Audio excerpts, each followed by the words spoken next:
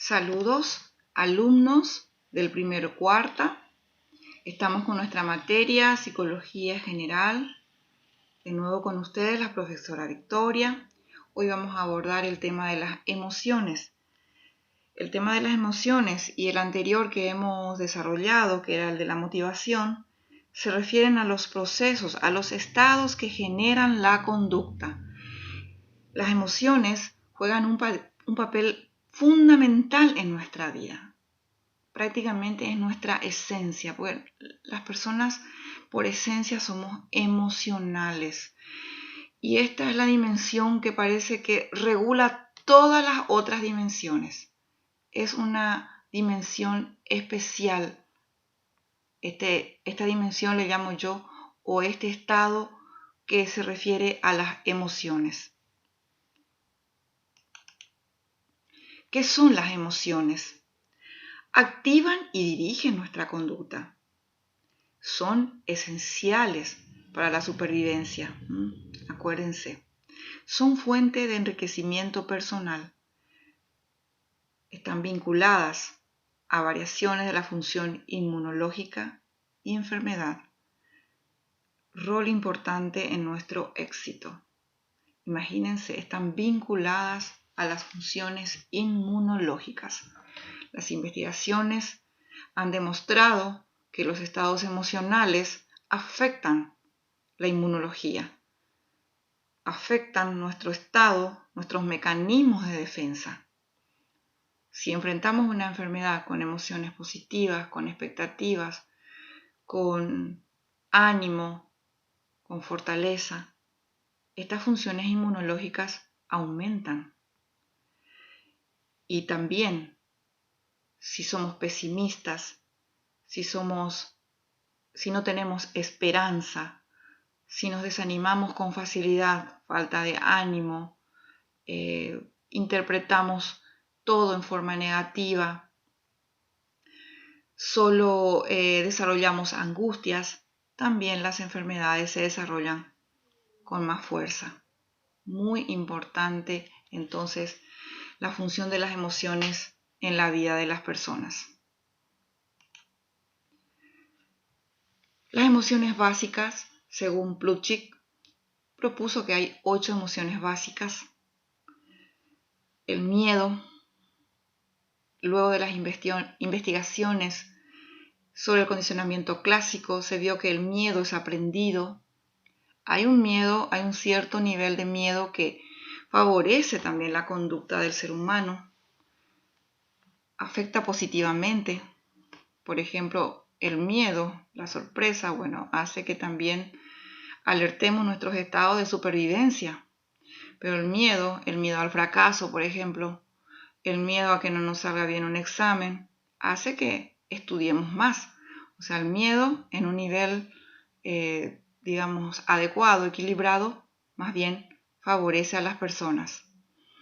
Tenemos también la emoción, la sorpresa. Generalmente en muchas circunstancias de la vida nos causa sorpresa, ¿verdad? Es una emoción bastante básica. Tristeza, la tristeza por supuesto que sí. Todo ser humano tiene sus estados de tristeza, es normal. La repugnancia por algunas situaciones que nos generan repugnancia, nos generan ira incluso. El enojo con la repugnancia están muy desarrollados, están muy relacionados.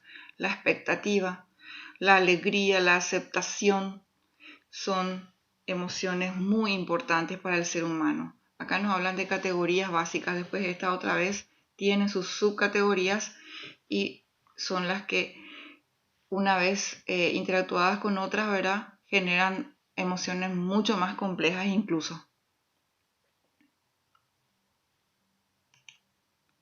Las emociones primarias son las que nos ayudan a la convivencia.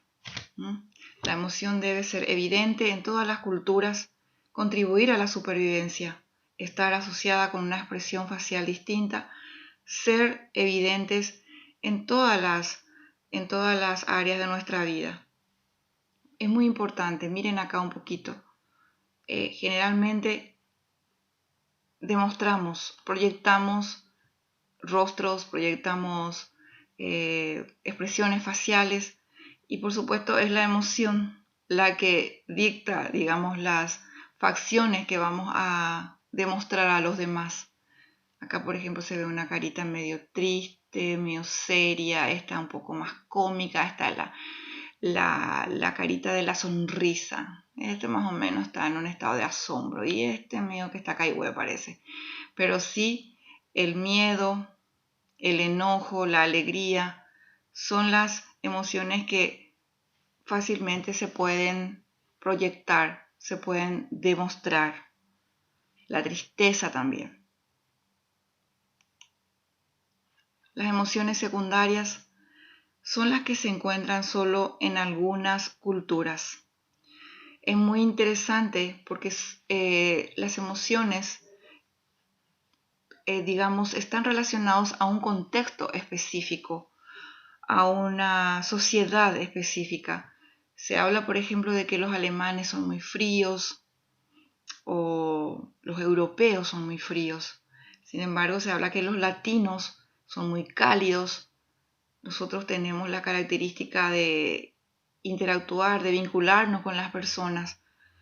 Y realmente eso es así, ¿verdad? Porque se ve eso, las personas que han ido a otros países cuentan, han tenido la experiencia de que en países de Europa las personas son mucho más reservadas, no son demostrativas, ¿verdad? Entonces estas emociones secundarias son las que se encuentran en algunas culturas. Y los paraguayos somos reconocidos en el mundo como muy sociables, muy amables, con mucha apertura. Entonces, eso nos caracteriza en el mundo. Teoría de la emoción. James Lange decía que los estímulos ambientales traen consigo cambios fisiológicos, interpretados como emociones. Acuérdense siempre que el estímulo ambiental es lo que genera en nosotros un estado afectivo. Acuérdense eso. Y estos estímulos ambientales son los que despiertan nuestros sentidos. Por eso es que hablan acá de cambios fisiológicos. Generalmente los estímulos ambientales traen cambios fisiológicos.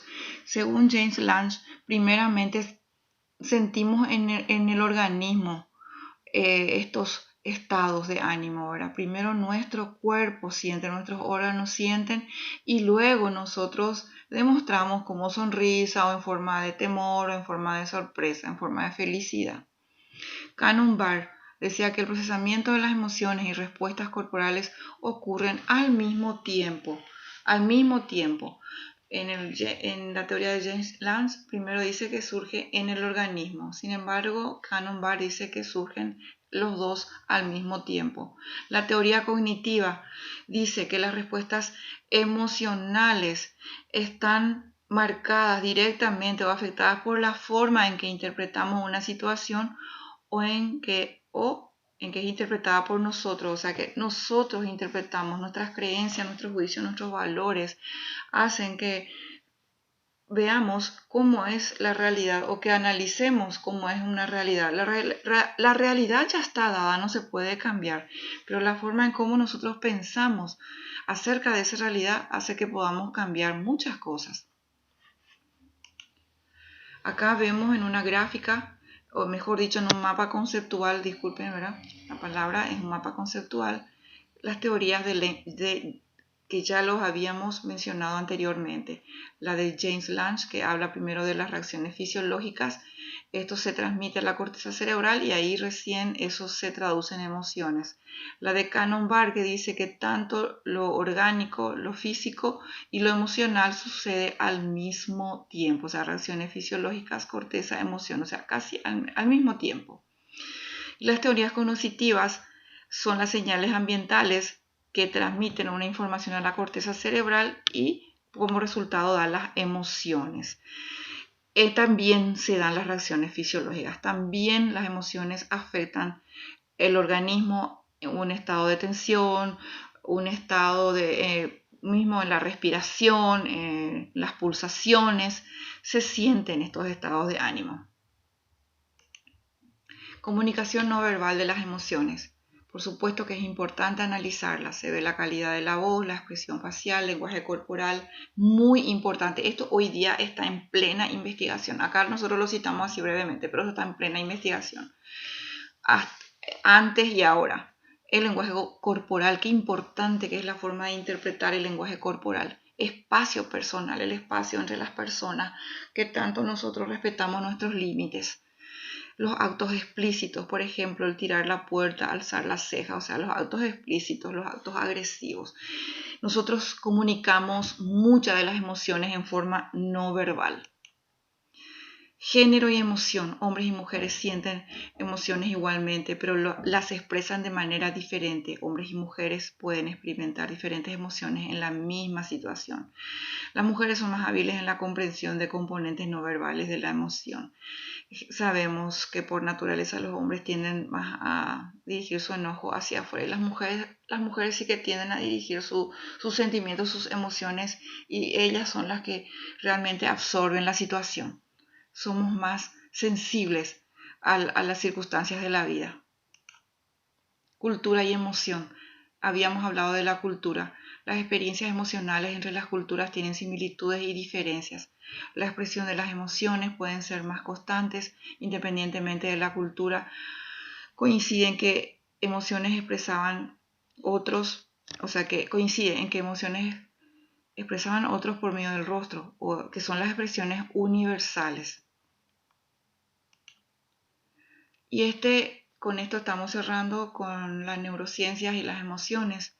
El caso de las emociones ha tenido un gran auge porque se ha visto que el cerebro responde a los estados emocionales. Si uno sonríe, hay parte del cerebro que se activan, y esto se está viendo en investigaciones en cerebros de personas despiertas. Antes se hacían los estudios neurocientíficos en personas muertas. Hoy día se estudia al cerebro con las personas despiertas. En los mamíferos, incluyendo a los seres humanos, la estimulación de una pequeña área del cerebro llamada amígdala. Esta amígdala es lo que realmente está influyendo, la que está realmente regulando nuestras emociones. Produce reacciones emocionales como la respuesta de lucha u huida. En casos de susto, en casos de tensión, es la amígdala la que se activa, y es ahí donde nosotros a veces luchamos por la sobrevivencia. También acá ven otro ejemplo que ustedes lo van a ir analizando mucho más porque tienen mucho más tiempo. Entonces, y también el libro los libros básicos que tenemos, los libros básicos, traen estas explicaciones y también muchísimas explicaciones en internet. Bueno, vamos terminando. Les presento la bibliografía del contenido de Morris, es la que estamos manejando nosotros, ¿verdad? Y ahí también está justamente explicando un poco el papel de las neurociencias. Es una disciplina, un campo científico que está compuesto por neurólogos de alta envergadura, psiquiatras, psicólogos. Es muy apasionante todo este estudio de neurociencias. Y también el libro de Anita Woolfolk con algún contenido ha aportado también información a este PowerPoint y más referentemente a neurociencias y emociones. Y bueno, eso es todo, alumnos. Estamos en contacto y espero que les vaya bien con la tarea. Cualquier cosa, estoy a la disposición de ustedes. Que pasen buena semana y Dios les bendiga.